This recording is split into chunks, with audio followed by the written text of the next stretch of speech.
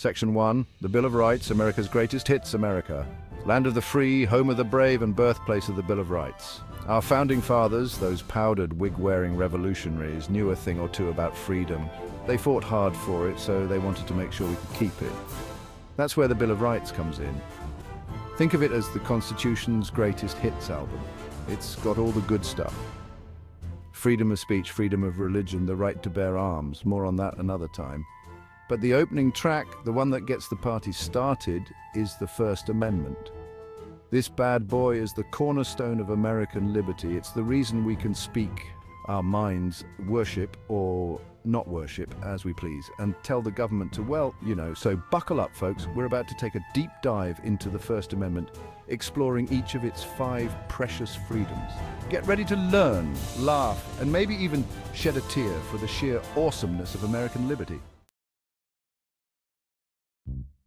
Section 2, Freedom of Religion. Believe what you want, mostly. Let's kick things off with freedom of religion. This little gem says the government can't tell you what to believe. Want to worship a flying spaghetti monster? Go for it. Feel a spiritual connection to your pet rock? Knock yourself out. Now, I'm not saying you should start worshiping a bowl of ramen noodles, though I hear the broth is divine. The point is, your beliefs are your own business. The government can't force you to follow any particular religion or any religion at all. This freedom is especially important in a country as diverse as ours. We've got folks from every faith imaginable, and that's what makes America so great. It's like a giant religious potluck, except nobody's arguing about the potato salad. Of course, with great freedom comes great responsibility. Thanks, Uncle Ben. Your right to swing your prayer beads ends where someone else's nose begins. In other words, you can't use your religion to harm others or infringe on their rights. But hey, that's just common courtesy, right? Section 3, Freedom of Speech. Speak your mind, within reason. Next up, we've got freedom of speech. This one's a real doozy. It means you can express your opinions without fear of government censorship. Want to stand on a street corner and shout about your love for pineapple on pizza? Go right ahead. Feel the need to write a strongly worded letter to your congressman about the rising price of cheese puffs? Be my guest. Now, before you go running out to exercise your vocal cords, there are a few ground rules. Just like with freedom of religion, your right to free speech isn't absolute. You can't yell fire in a crowded theater unless there's an actual fire, in which case please do. You also can't use your words to incite violence, spread hateful lies, or harass others. Think of it like this: your right to free speech ends where someone else's right to safety and dignity begins. It's all about finding that sweet spot between expressing yourself and being a decent human being. Section 4, Freedom of the Press. Keeping an eye on the big guys. Now let's talk about freedom of the press. This one's near and dear to my heart, folks. It means journalists can report on the news without fear of government interference. They can investigate corruption, expose wrongdoing, and hold the powerful accountable. Think of the press as a watchdog, keeping an eye on the government and barking like crazy if something seems fishy. And trust me, there's a lot of fishy stuff going on in Washington. But freedom of the press isn't just about keeping politicians honest. It's about keeping the public informed. It's about providing people with the information they need to make informed decisions about their lives and their communities. So the next time you read a hard-hitting news article or watch an investigative report, take a moment to appreciate the brave journalists who are risking it all to bring you the truth. They're the unsung heroes of our democracy, folks. Section 5, Freedom of Assembly. We the party people. Hold on to your hats, folks, because we're about to get down to the nitty-gritty of freedom of assembly. This bad boy gives you the right to gather peacefully with others. Want to organize a protest about the lack of pickle-flavored ice cream? Go for it. Feel like throwing a block party to celebrate National Donut Day? Be my guest. The point is, you have the right to assemble with like-minded individuals and express your shared concerns, beliefs, or love for all things deep-fried. It's about coming together as a community and making your voices heard. Of course, there are a few rules here too, because let's face it, there are always rules. Your right to assemble doesn't give you the right to riot, destroy property, or disrupt the peace. So keep it civil, folks. Remember, you're trying to make a point, not start a mosh pit. Section 6, Freedom of Petition. Complain like an American.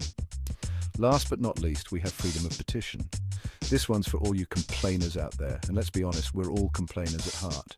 It means you have the right to petition the government to address your grievances. Don't like the potholes on your street? Write a letter to your city council. Think the school lunch menu needs more pizzazz? Start a petition. The point is, you have the right to make your voice heard and demand action from your elected officials. Now, I know what you're thinking. Stephen, do these petitions actually work? And the answer is sometimes.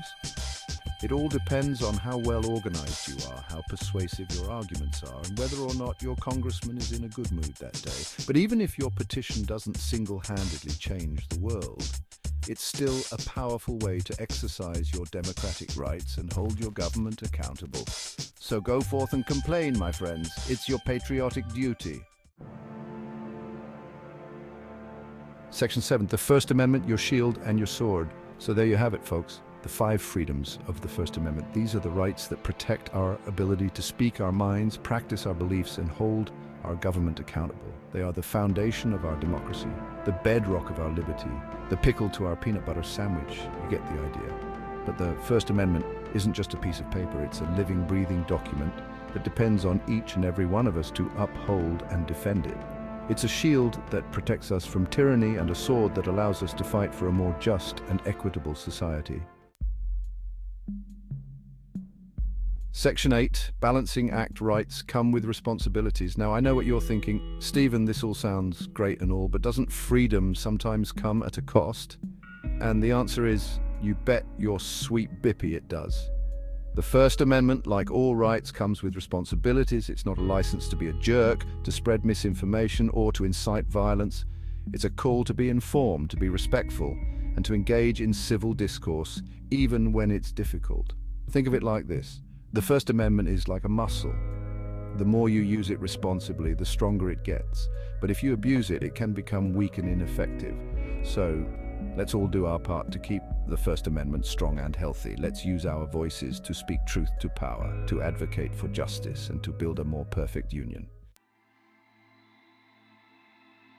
Section 9, the First Amendment in the digital age, new challenges, same principles.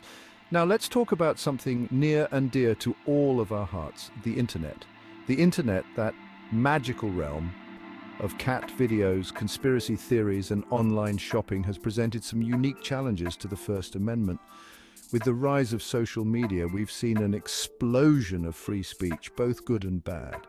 We've seen activists use social media to organize protests and demand change, but we've also seen the spread of hate speech, misinformation, and online harassment.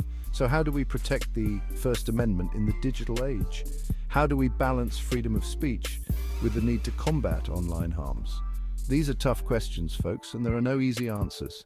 But one thing is clear, the principles of the First Amendment are just as relevant today as they were in 1791. We need to find ways to protect free speech online while also holding platforms accountable for the content they host. It's a delicate balancing act. But it's one we must get right if we want to preserve the First Amendment for generations to come. Section 10. The future of freedom, protecting our rights together. Well, folks, we've reached the end of our whirlwind tour of the First Amendment.